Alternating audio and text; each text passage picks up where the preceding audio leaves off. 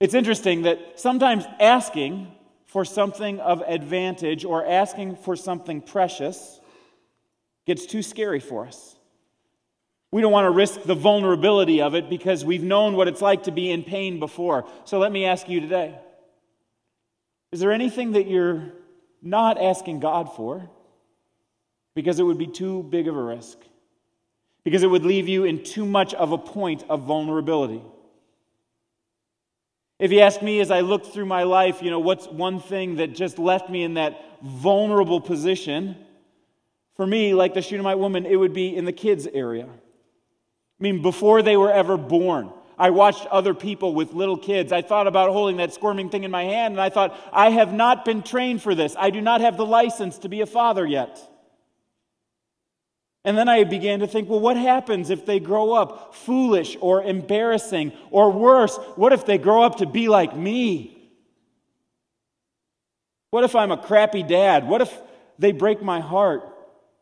I mean, the truth is, I could avoid all of this vulnerability just by keeping kids at arm's distance. I could never have kids. And then I would never have that risk on my mind for the rest of my future. In fact, when Kelly and I got married, we agreed with each other that we would not have kids. We'd devote our lives to ministry. God has an ironic sense of humor, doesn't he?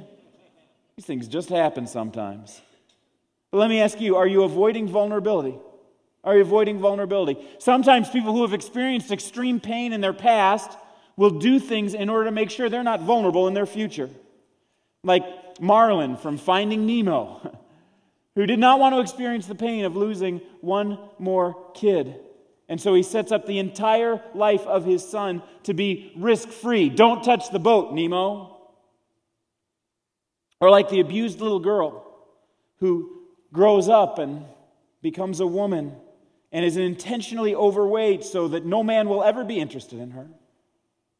Or something who plays Call of Duty all night long just to avoid having real relationships and the vulnerability that goes along with those. Or the person who's afraid of applying for the promotion because it would hurt so much if they said no. All of these people are avoiding vulnerability.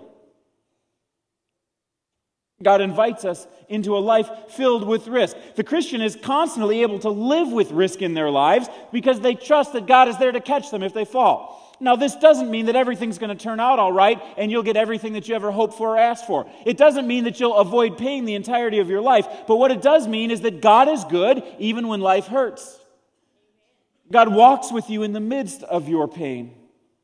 That God offers you things that matter that are entirely secure, like hope and faith and eternity. And so when the big things are all in place, you can risk the small stuff.